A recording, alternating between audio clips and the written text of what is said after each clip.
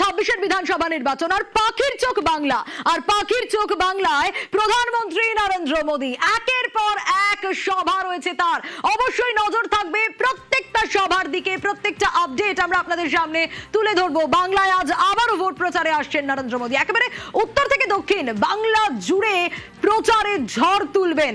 পূর্ব বর্ধমান, মুর্শিদাবাদ, দক্ষিণ দিনাজপুর, কালনা, জঙ্গিপুর, কুশমন্ডিতেও পদ্ম প্রচারে 3 সভা। ঠিক কি ছবি এই মুহূর্তে, আরো বিস্তারিত এই বিষয়ে জানতে পারবো।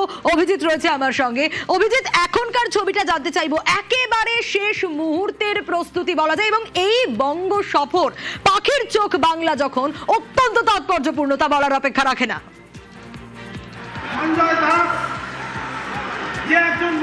নিঃসন্দেহে সোনিয়া, এবং গতকালই অমিত শাহ সংকল্প পত্র প্রকাশ করেছেন, এবং যেই সংকল্প পত্রে বাংলার জন্য ভুরি ভুরি প্রতিশ্রুতি, এবং সেখানে মহিলাদের জন্য 3000 টাকা এবং যুবক যুবতীদের জন্য 3000 টাকার ঘোষণা শুধু নয়, আরো বহু প্রতিশ্রুতি।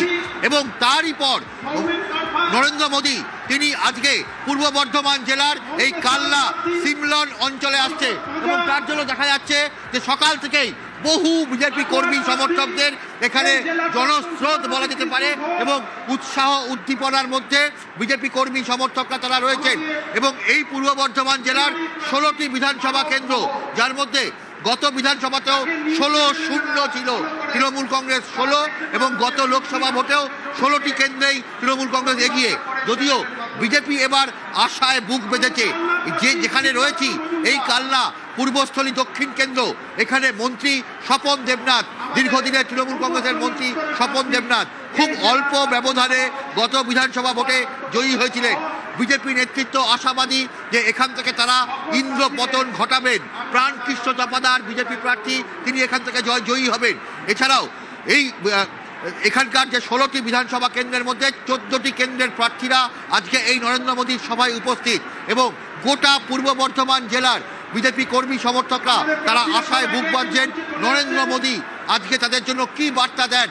এবং আর কিছুক্ষণের মধ্যেই দুর্গাপুর অন্ডাল বিমানবন্দর থেকে হেলিকপ্টারে করে নরেন্দ্র মোদী সরাসরি এই কালনায় আসবেন, এবং আর কিছুক্ষণের মধ্যেই এই মঞ্চে উপস্থিত হবেন। এবং এখান থেকে তিনি রাজনৈতিক তার কি বার্তা, পাশাপাশি এখানকার আলু চাষিদের জন্য, ধান চাষিদের জন্য ধানের যে উৎপাদন মূল্য তা নিয়ে গতকাল সংকল্পপত্রে ঘোষণা করা হয়েছে, সেখান থেকে নরেন্দ্র মোদী কি বার্তা দেন সেদিকেই তাকিয়ে আছে। একেবারে অভিজিৎ, কি বার্তা